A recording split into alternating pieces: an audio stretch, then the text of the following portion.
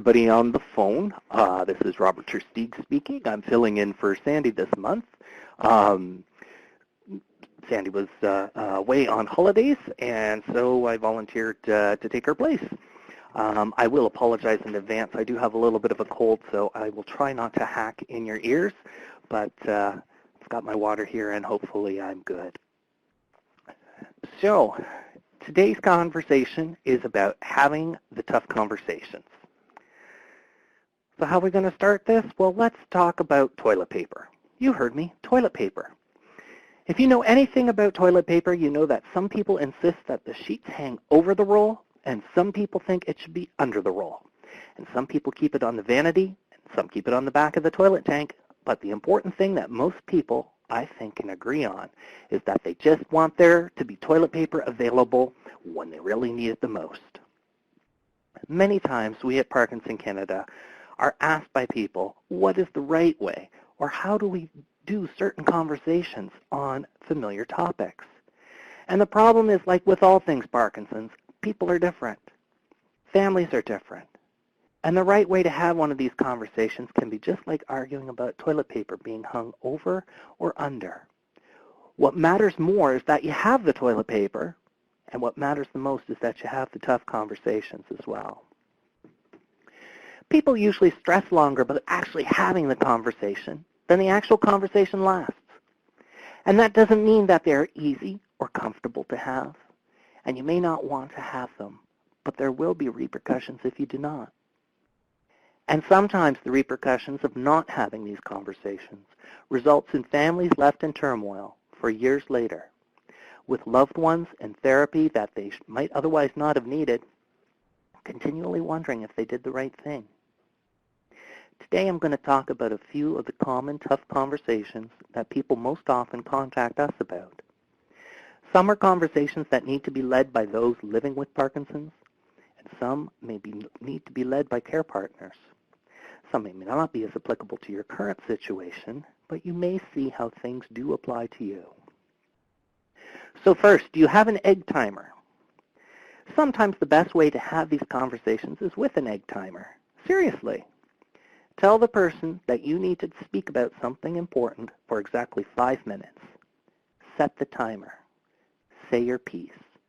When the timer goes off, stop talking about it. You can get a lot said in 5 minutes, and both you and your loved one will know that this uncomfortable conversation is soon going to be over. Sometimes you need to give your loved one a bit of time to prepare. Make an appointment. Tell them, I need to talk to you about X, Y, and Z. I know it's uncomfortable for both of us, but it's important. Can we talk Saturday after lunch? I promise not to talk for more than 5 minutes.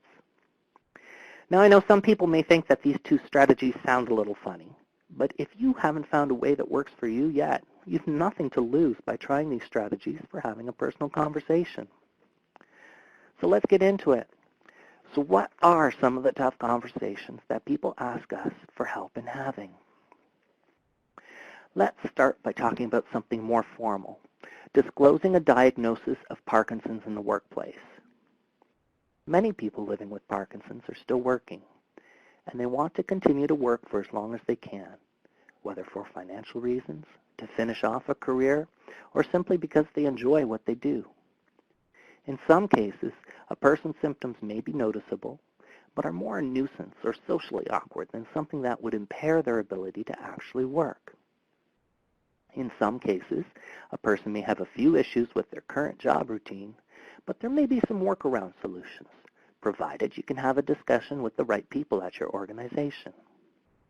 Now, depending on an individual's particular symptoms and the type of work that they do, it may be necessary to have a preemptive conversation with your boss or human resources.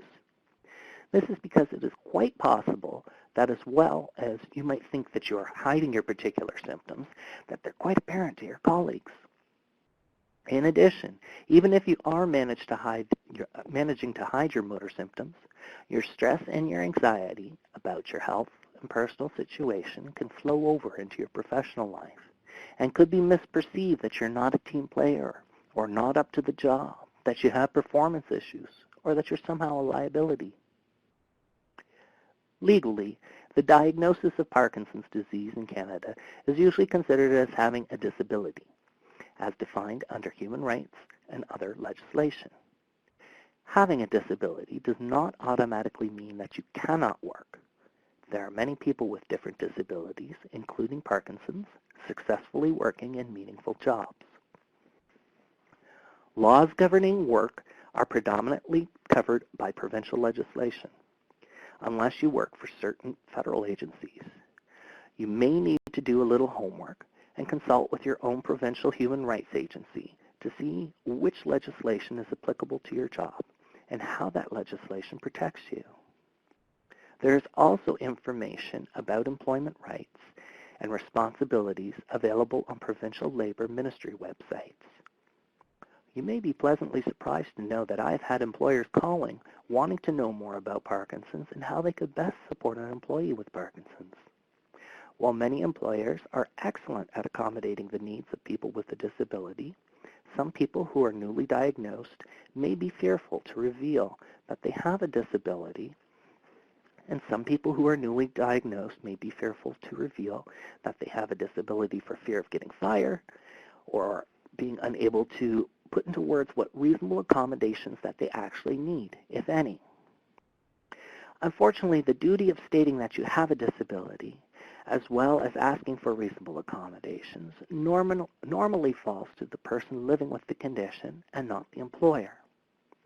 And since there is no one-size-fits-all solution, it's also up to the person with the disability to explain what help they may require. People who are still considering when to start medications may particularly struggle with being able to put into words what they may need, as they do not have the benefit that treatment yet brings, thus they don't know what their limits actually are. As many of you have experienced, if you're stressed out, your symptoms are often exacerbated. Physically, your tremor may be more visible, stiffness may increase, and from a non-motor perspective, your anxiety may increase, making it more difficult for you to focus as well as to multitask. As a side note to those still working, please be very clear with your movement disorder specialist about how your symptoms may impact on your work performance, as either the decision to start medications or the medication regime that you are on may need to shift in order for you to maximize your earning potential. As an example for that, somebody who has a light tremor but works in an office environment may find that tremor to be a bit of a nuisance. But somebody who works as an electrical engineer is going to find that as a career-ending hazard if they don't get that treated. Overall, it's going to be important for you to be proactive about your diagnosis. You may not have to actually disclose your diagnosis and say, I have Parkinson's, but you may have to be able to say, I have a disability or health issue, which is currently being managed by a specialist. Some people will lessen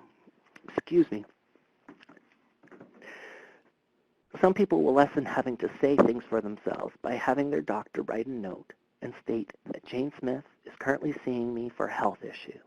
She is still able to work, but she may temporarily need some accommodation in certain job duties at this time. I would suggest that you want to document the conversation and keep that on file, along with any doctor's notes for yourself as a precaution. That could be simple as sending your boss an email and BCCing yourself, saying, thank you for taking the time to speak to me about my health issue. As promised, I will continue to share any relevant issues to avoid any impact on my job performance. In this way, you may be ensuring that any visible symptoms that are being seen at work, such as any slowness that you may have in completing a task, are not being viewed as a performance problem issue. If you need reasonable accommodation, you may be able to get help, but only if your employer knows what you need, which means you're going to have to be able to express exactly what you need. A reasonable accommodation could be simple as having a little extra time on a deadline, or a seating switch to put you closer to a bathroom. In certain circumstances, I realize that people's type of job may be more difficult to accommodate. Their employers may be more unreasonable, or there may be more issues to take into consideration. You're welcome to call our office and get some feedback, but you may need to consider as well speaking to a lawyer closer to home that specializes in employment issues or disability issues. The important thing is that you do not take the time to first inform yourself of your rights and then following obligations under the law of duly informing the relevant people about your issue. You may run the risk that someone else decides something for you, like you're no longer meeting your job duties, you're fired. This happens, and it's very difficult after the fact to say that you have a health issue to get your job reinstated. Protect yourself. Speak up. If you need more information specific to your situation, or if you're looking to trying to decide what your next steps at your workplace are, whether switching careers or taking long-term disability, please feel free to call me and we can bounce some ideas around. Now take a deep breath, because we're going to talk about one of the hardest conversations for most people to have with their loved ones, whether this is you as the person living with Parkinson's or as the care partner. Conversations about your choice at the end of life. There's a great comic panel with Charlie Brown and Snoopy that some of you may have seen, with the two of them sitting at the end of a dock. Charlie Brown says, "Someday we will all die, Snoopy." And Snoopy replies, "True, but on all other days we will not." All of us, Parkinson's disease or not, only get one life as we know it now. Most of us do not think about what the end of our life will look like, let alone plan for it. We plan for different degrees, for school, for careers, for weddings, for children, and for our children's future. But quite often we do not plan well enough for retirement, let alone what the end of our life will look like. Some of you listening may have had the experience of a multi-generational household with a grandparent or an uncle or an aunt who was cared for by family and died at home. Some people may still be in the position to move in with a loved one who needs palliative care, or move a loved one in with them. For many more people in Western society, the nuclear family has not only spread out our connections to extended family, but may have removed the experience of caring for a loved one at the end of life, regardless of diagnosis. It's more and more common for us to talk to people in their 40s and 50s who have not yet experienced a close relative passing away. Now, in Sandy's 50 years of nursing, there have been some amazing advancements in the treatment and management of many conditions that she has personally witnessed. This includes having cared for people living with PD before there was levodopa available.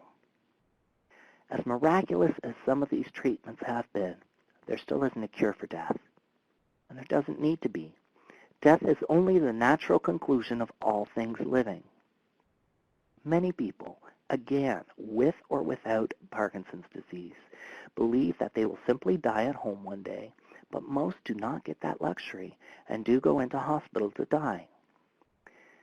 Death sometimes gets treated as a disease in and of itself, and doctors can be amazing. Nurses work small miracles every day, but they're only human. They may be able to do some things to extend someone's life, but then there has to be a choice made about how far healthcare professionals should intervene. This is a very controversial area, covering some very personal choices. People have different religious and cultural backgrounds, as well as personal beliefs. We have worked with families faced with the exact same set of end-of-life choices where the patient in one family wants to take all interventions, and the patient and family in the other set do not want any interventions taken at all. Both set of people made the decisions on their deeply held perceptions and convictions about the sanctity of life, and we respect that. The problem occurs when people do not share their thoughts with their loved ones or next of kin, and in some cases their powers of attorney when they're still able to. Doctors, some excellently and kindly, and some crisply and professionally, announce the options that are available to the patient at a critical time who for whatever reason is unable to communicate their wishes, and then their decisions have to be made by someone who is the legal decision maker. The worst conversations that we can have here is with people who are literally calling us from hospital halls where there are family members fighting across the bed of somebody who is dying, fights about who knew better about what dad wanted, or that they weren't ready to let their loved one go. We talk to families in crisis and who may never speak to each other ever again, and because the saddest reason was that it boils down to is no one told me. No one told me how sick dad was. No one told me what mom wanted. No one told me what my decision meant. Now, I personally believe all people upon reaching adulthood should have to put their legal paperwork in place and review their decisions on a regular basis. It would save a lot of grief. We all should periodically review that because our perceptions about what is quality of life quite often changes as we age. Think about it. When we are five,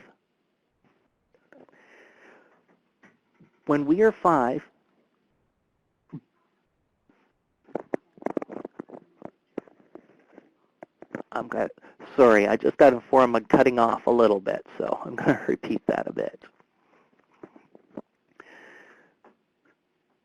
So now, I personally believe all people upon reaching adulthood should have to put their legal paperwork in place and review their decisions on a regular basis. It would save a lot of grief.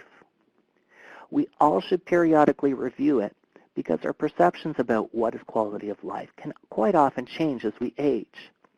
When we are 5, being a teenager is all grown up. In our 20s, people who are 40 are as old as our parents. When we are 50, hitting 70 seems old. But I have chatted with people who are half my age who have their whole lives mapped out and now have had to change everything. And I have talked to people twice my age who are still having a great deal of fun of life, feeling that they're just figuring this whole game of life out and not anxious about departing this world anytime soon.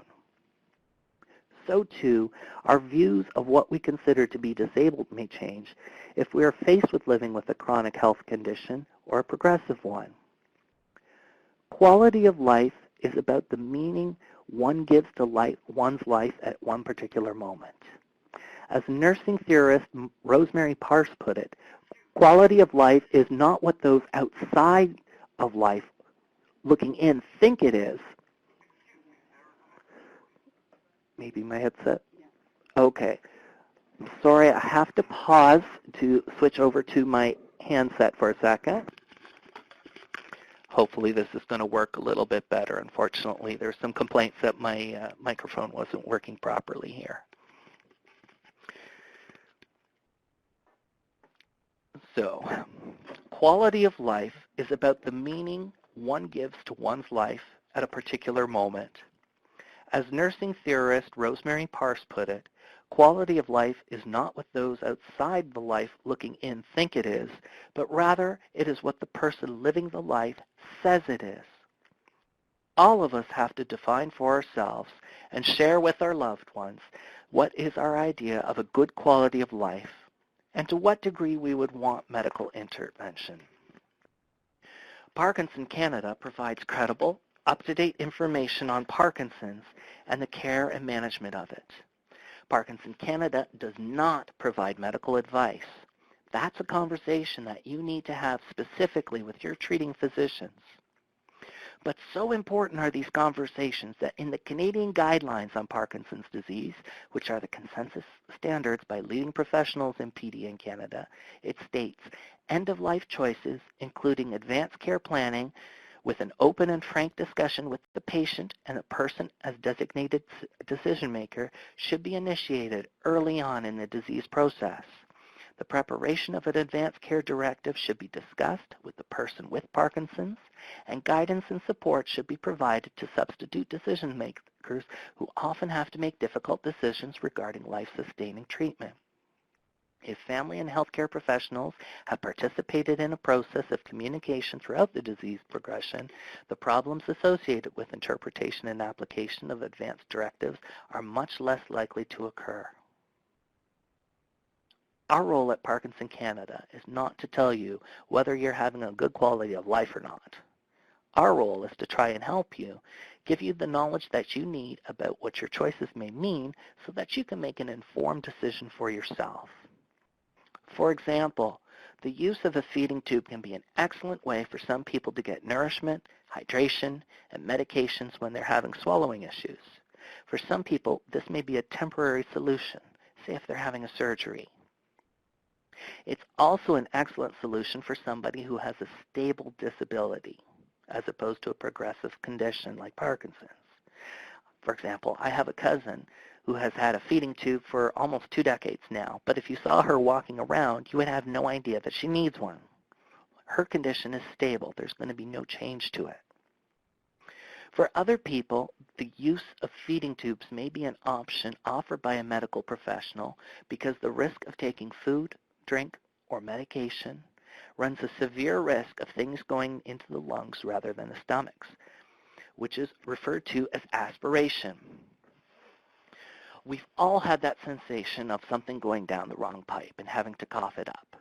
For somebody who can't cough up an object or liquid effectively, there is a risk of aspiration pneumonia developing, which can lead to death. If someone does have severe swallowing issues and a feeding tube is being considered, then it's also important to realize that someone may also still aspirate on their own saliva, which is always present in the mouth, which we swallow a lot automatically without even thinking about. So it's important that the person with the swallowing issue is also involved in the decision process. If the person is severely cognitively impaired and has not been given prior input, then the family or decision makers need to be aware of is that a feeding tube can be frightening or intrusive to a person with dementia. And research from the last 20 years shows that in the cases of dementia alone, feeding tubes do not extend survival rates. So you need to discuss these concerns with your family health care team so that you can get the correct information for your situation.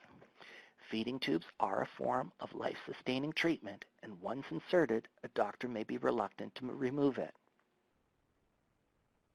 I'm betting many of you are not comfortable with everything I just said. And if you weren't, I bet your loved ones won't be either. That's why this is a hard conversation for somebody who has never had to have something like this before. And though it's difficult, it can be much easier to have some peace of mind knowing that everybody who needs to know is aware of your choices and won't be left wondering what they should have done. Find a way to simplify what you need to say. So for example, honey, I need you to know what's in my power of attorney for personal care issues, since you're my decision maker. If things get to a point that I have swallowing issues, my choice, which I want you to follow, is X, Y, and Z.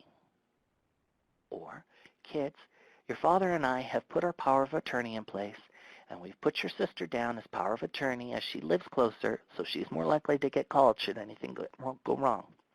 We have told her that in case anything bad happens to us, our decision that she should follow is X, Y, and Z. That's it. That's all that really needs to be said. Sometimes less is really more. Another less is more conversation that people are often uncertain about talking about is with children.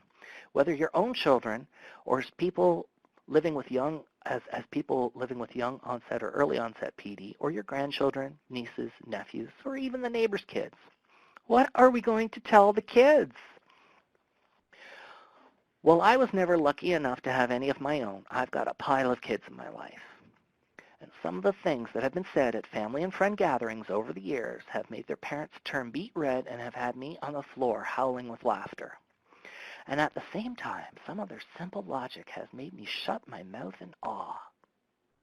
The one thing that I can say for certain is that kids are smarter little creatures than we sometimes give them credit for, and they will say the darndest things at the most inopportune times. So the question that we often get from folks is, should I tell the kids about Parkinson's? And the short answer is a resounding yes. The how much and when is a much more personal choice. But in general, you want to do it sooner rather than later, and in a manner guided both by the age of the children involved, with the opportunity to ask questions both then and later. Regularly, we hear from people who did not know when they had children, what to do when they've had children say to them, "Why is your hand shaking? Why don't you play with me anymore? Are you dying? Why do you have so many pills?" It might upset you to hear children say that, and some children may be tempted, or some people may be tempted to shush a child asking grandma or grandpa that. But it is an honest question coming from a little person who is very worried and doesn't know the best way to ask things. Kids know when something's different. They can see changes. And sometimes they'll blame themselves for what's wrong with you. Or they think that they are going to die soon, or that somehow that they're going to catch it. Kids' minds work in the most amazingly illogical, logical ways. They process things in their own ways. A big deal to us may not be to them, and a small thing may seem like a tragedy. Keep in mind that we live in a world where information is only a click away. 5-year-olds may have already learned in school how to start writing computer code. And even if you feel that your darling little ones don't have readily accessible information, older siblings or their friends might. They might say something at a play date where the host parent may say something that you weren't intending to share, or like the other children, siblings, or friends, they may have the completely wrong information. It happens. You can set the tone and have the opportunity to provide the right information. And does that mean you have to sit down and get the specifics of neurobiology with a 4-year-old and tell them everything? No. You can keep things simple, like saying, part of my brain doesn't work the way it used to, so now my hand shakes. Why? I'm not sure. The doctor's trying to figure that out. Okay, can I have a cookie? Little kids move that fast. Older kids may have different needs for information and reassurance. Sometimes those surly, impossible mean-agers are really hiding some anger at Parkinson's and what it has taken from them, namely the you they once had. They may also have some fears about the future, yours and theirs. If you keep the subject off limits, then don't expect them to be open with you when they're acting in a way that they are. Parkinson's is truly a family disease. And it's not just the person who is diagnosed that is impacted. Just keep in mind, kids see everything, so you'll need to say something and keep the lines of communication open. If you can't talk about it yourself, please don't burden them by forbidding them speaking it for themselves, because they may need an outlet themselves. If you think children are not going to understand, you may be the one who doesn't understand children. Please, don't let your inability to speak about Parkinson's wreck a relationship with the special kids in your life.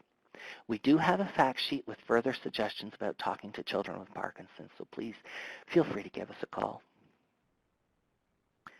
Now, talking with young children is easy. Having a talk with your adult child can be difficult. Taking advice, let alone admitting you need help from the ones that you brought into this world, is not easy for many people. Adult children, as well as spouses, but more often the adult child, quite often contact us about how to have a conversation about when a person living with Parkinson's should consider moving out of their current living situation, whether right-sizing to a smaller place on one level that's easier to manage independently, or whether they should be considering long-term care placement.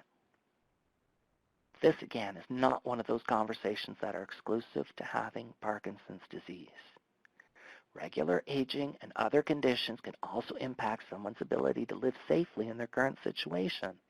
And it's one of those topics that, unfortunately, people fail to plan for in general. Moving in general is one of the most stressful life events people have to do. And on most stress scales, it's only second to death of a loved one or divorce. Many people who move upon retirement choose a home and location that is based on their needs as a healthy person in their 60s and not necessarily as an older adult with chronic health issues in their 80s. For example, retiring to the cottage may be your great dream, but is it practical all year round? What about transportation if you suddenly can't drive? Are you close enough to your healthcare team? Feeling that you have to change your living situation because of a health issue can be difficult for many reasons. I have talked to people newly diagnosed who have taken the bull by the horns and immediately tried to plan for the best living situation possible. I have also talked to people mid-stages with Parkinson's who are not prepared to go through the stress of moving, despite the fact that they realize that they are not managing as well as they once were. And I've also talked to people with advanced PD who are still living fairly independently despite the worry from their loved ones. I want to go back to that quote that I read earlier. Quality of life is not what those outside life looking in thinks it is, but rather what the person living the life says it is. And that statement goes two ways. For the care partners listening, if you've had a loved one that you think has no quality of life where they are, you need to listen to what they are saying and how they're feeling. I've spoken to adult children who figure life will be simpler if they just move their parents closer to them, whether in the same town or across the country. In some cases, this is a solution that makes everyone happy, but in other cases, the people involved have not looked at the fact that now, not only is there no easy access to doctors or specialists, but the person living with PD no longer has access to their community, friends, place of worship, or other things that they valued, which gave them a quality of life. These are important things to discuss when planning a move. Moving in with a family can be a happy and personable, gratifying experience, but it can also impact the family relationship with spouses, children, and adult siblings. For the person living with PD listening, you need to be honest to yourself about your own situation and how this could possibly impact on your immediate care partner, whether that's your spouse, your adult children, or your friends, because your decision affects them as well. The worst case scenario is not that you fall down the stairs and break your neck and die. What happens all too frequently is that the family caregiver is the person who ends up getting injured and going to hospital, and the person being cared for is sent as a crisis placement to the first available bed in the first available long-term care home. That's the situation that nobody wants to be in, which is why an honest conversation and making backup plans is critical. Whether you have Parkinson's or you're currently healthy but aging senior. There can be different options that will keep someone living safely in their preferred living space for as long as possible, but it's important for people to do some homework on the situation in advance. If you're counting on certain kinds of supports to keep you at home, you need to know if that option is realistic. In-home services that are publicly funded vary considerably from province to province, and there are significant limitations to these programs. And unless the situation is palliative and you happen to live in an urban center, you are not going to get 24/7 support unless you're paying for it privately. Parkinson Canada is working to effect changes that will provide varying options to ensure that people can live safely where they choose to for as long as possible. This type of advocacy can take time, as well as the voices of people affected. So I would invite you to see how you can get involved with our advocacy efforts. We do have a Parkinson Ambassador Network, so if you want more information, you can call and speak to our advocacy team. Many people do not know what is available locally in terms of in-home services or as different options in terms of housing, whether seniors living, assisted living, or long-term care when living at home becomes more difficult. What options do exist may differ from province to province and region to region. The process for application for some services and housing options can be 2 years or more in some cases, depending on what you're looking at. For some of you, whether the person living with PD or the care partner, this may be new information. This is why having a conversation about moving isn't just one to have randomly or suddenly. Again, regardless of PD or not. Whether you are the person living with PD, the spouse, the adult child, or other loved one, you need to do your homework. If you don't know what options exist, it's always a good idea to investigate before you need them. So how do you have the conversation? "Hey, Mom, you're doing a great job taking care of Dad right now. I'm just worried about both of you if his situation changes.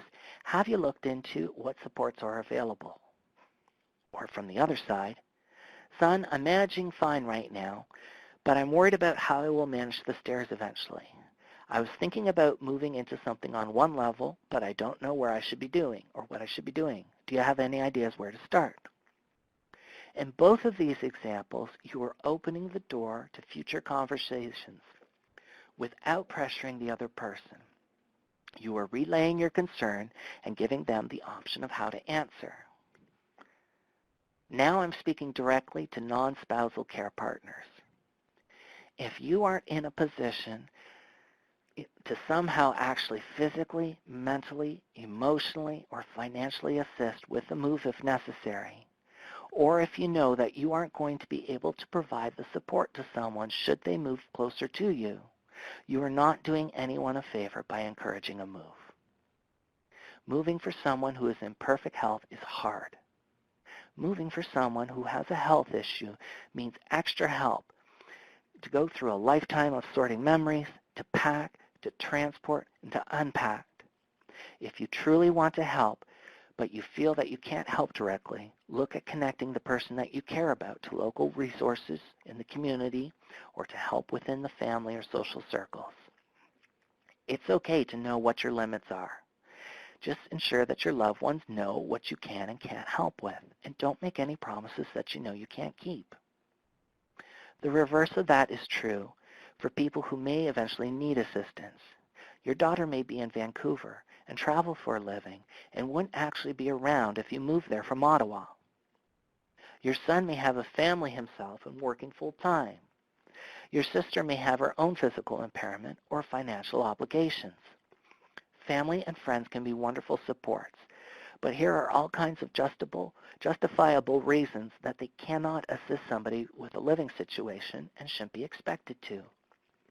Whether you are the care partner or a person living with PD or simply a healthy but aging older adult, neither guilt nor sense of obligation are justifiable reasons to expect help from somebody and may end in disaster. Finally, both people living with Parkinson's and their loved ones need to be aware that the decision not to move is always on the table, provided that the people involved are honestly able to understand what the consequences of the decision is and that the decision is not putting someone else at risk. Talking about moving can be an extremely emotional conversation. But after the initial conversation, it usually changes from the initial discomfort, as in it simply moves from "I'm not moving, end of story," or "I'm moving, let's get to planning and doing." Another tough conversation that people struggle with regularly is disclosing their diagnosis to family, friends, and closer acquaintances. Who do you say what to and when and how? "Lovely weather today, the lawn looks great, and oh, I have Parkinson's disease." Well, that's kind of awkward. Part of the struggle in having these conversations are the questions floating around in the back of your mind. Will they be shocked? What will they think? What will they say? A lot of this has to do with you and how you take charge of the conversation.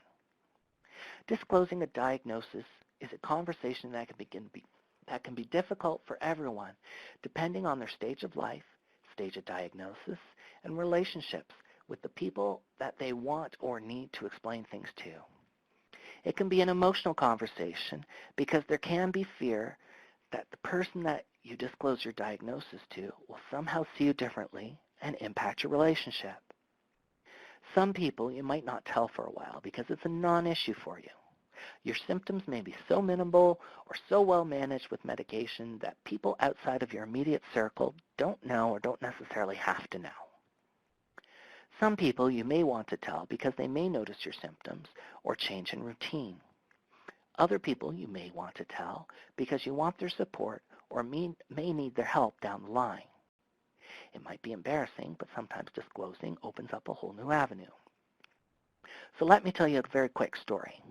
Almost 8 years ago, I went to my local pub and I ran into a friend I hadn't seen for a bit. I went up to the bar and ordered a round, and the bartender blanched when he saw who I was ordering one for. He said my friend had come in drunk and he was getting ready to cut him off. I sat with my friend and said, haven't seen you for a while. He said, haven't seen you either. What have you been up to? I said, I got a new job. I just started with Parkinson Canada. And his head whipped around as he blurted, that's what I have. And there's no treatment. And I'm going to die. And great, I just spilled my drink again. And I said, that's what I thought. Yes, there is. Not today. And bartender, can we have another round down here? Pride had kept my friend from admitting he had Parkinson's. He would have been thrown out of his favorite pub for being a drunk when he wasn't, since he refused to acknowledge why he was spilling his draft. Lack of education about his condition kept him for several years from living a good life, thinking he was going to die any minute. Inability to ask for help not only cost him peace of mind, it cost him his job because he was forced out. It cost him some relationships as he didn't know what to say about PD. He had gone from being an outspoken, social, and funny person to being a recluse because he could not bear to have the conversations with the people because he didn't know what they were going to think of him.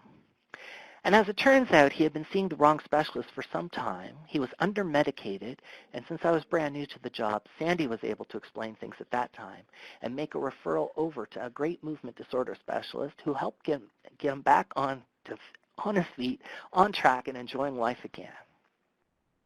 It didn't mean that my friend went around telling everybody that he had PD. But when his tremor did worsen and became harder to hide for him, he would suggest that the bartender put him to work shaking up the martinis. And people laughed with him and not at him because he owned his Parkinson's. Parkinson's didn't own him. He defined Parkinson's, and Parkinson's no longer defined him. Newly diagnosed people may especially dread having to mention Parkinson's for the first few times in a social setting. My suggestion is to find a way that makes you comfortable in saying what you need to having those things said. Excuse me, let me try that again. My suggestion is to find a way that you feel comfortable saying what you need to say to those you have to say it to. If you don't want to talk about PD with someone, there are some great ways of taking control and minimizing their concern. With some acquaintances, you might just say, oh, it's just PD. I'm seeing a specialist and I got things under control. No need to worry. For closer friends, you might need to share a little bit more, especially to maintain certain social connections. The doctor's in the middle of shifting some medications around. Long story short, I'm fine and I'd love to come to dinner, but I can't eat past 7 o'clock. The special people in your life are still going to care about you and not PD. And if they care about more than PD than about you, they probably aren't as special as you think. What you have to say, and when you say it, and with whom you say it to, can all be part of what makes a conversation difficult. We at Parkinson's Canada can give you the information about PD that you might be missing, and we might be able to suggest some feedback or resources for additional support, but it's up to you to ensure that someone else doesn't put words in your mouth or speak for you.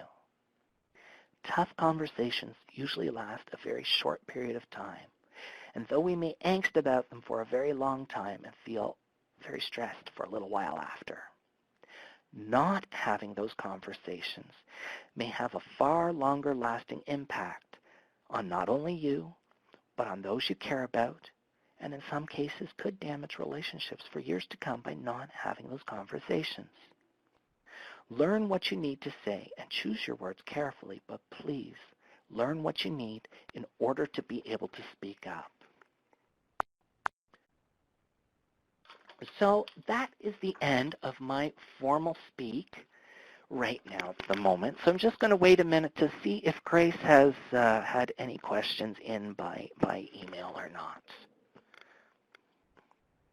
If not, you're more than welcome to email Grace.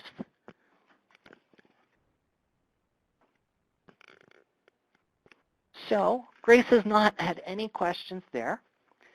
I do apologize for the technical difficulties there at the beginning of the conversation, and I'm glad that you bore with me as my voice is getting a little bit hoarse here.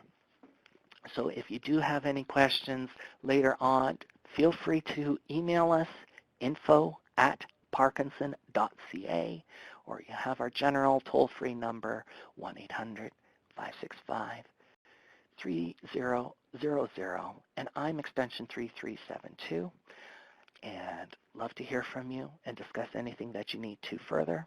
Otherwise, I'll be wishing you a great day, and we will speak again. Talk soon. Bye-bye.